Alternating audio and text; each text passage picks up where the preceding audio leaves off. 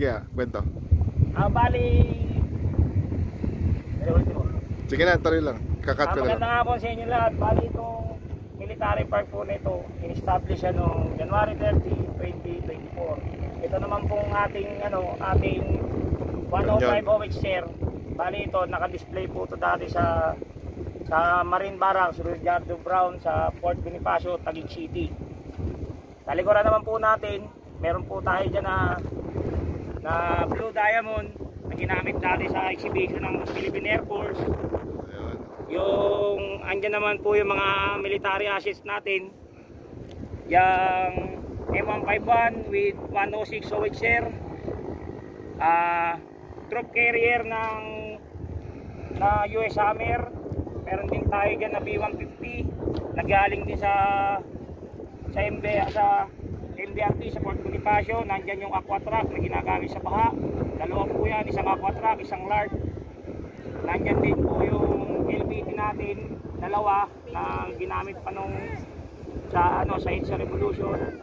Dito naman sa bandang kaliwa, kanan natin, nandyan din yung Philippine Navy na patrol ship, dalawang mini cruiser na galing ng DND, yung Bongbong Rocket, tsaka yung Talisman na Harden na ginamit namin sa Mindanao noon. At meron pa yung isang amphibian na ginagamit din sa baha na kinuha niya sa Cavite City. At meron din siya sa dulo, isa ring LBT na pininturahan ng ginamit ng PSG. Dito lang ba sa Ilocos Norte may marine park? O meron din sa ibang province? Kasi itong flagpole po namin, dito kami nagpa-flag racing, nagre-reclaying. Bali may monument din po kami, yung Banwa, Titiamyanan, na ang ibig sabihin ay Heroes of the North. Nandyan yung apat na sundalo, yung isa nakatayo, dalawa nakaluhod. Bali yung isang kasama nila dyan na namatay na sa digmaan.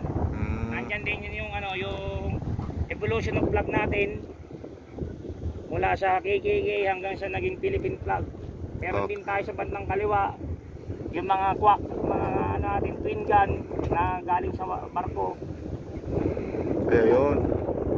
At dito sa bandang gitna niya, dito nakalagay yung pinaka ng mga bituin, mga flag. Dito yung sa gitna, yung yung sa 8 ay ito. Ayun pala. Yun ka lang napansin yun. Yung obstacle course na yan. Ang tataas na yun, pang Amerikano talaga eh. Tsaka may pinagawa pa silang bleacher dyan. Ito galing to ng Clark. Meron na nag-vlog dito, dinrone pa nga niya. Philippine Air Force.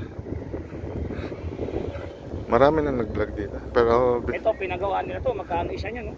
Makamahal nito. Itong itong marmol. Yan yung lapida na yan, yung F5 na yan. Napakamahal niyan.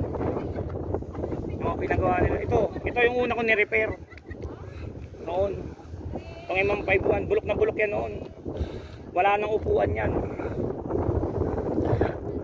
Kira na yung upuan yan, no? Ayun, ni-repair namin. Puto, hindi pa natin nanggaling plywood. Ito 106. M151 na may 106. OHR. Itong Humvee troop carrier. Pero ang original talaga niyan, galing siya ng Marawi City ng Gera. Ambulance talaga yan na kinonvert na lang namin. Ito galing ng kung hindi ako nagkakamali, Matanog. Saan yun? Sa Danau. Danau. Ito aqua truck. Ito yung ginagamit sa baha. Ginamit pa to, naalala ko sa Pasig. Itong large, ganun din, ginagamit din sa baha. Pero lahat yan, hindi na gumagana. Wala, ito gumagana pa to. Kaso, anim ang baterya niyan. Ito, sa baha rin tong large na to eh. So maraming tourists Ito, all over the Philippines.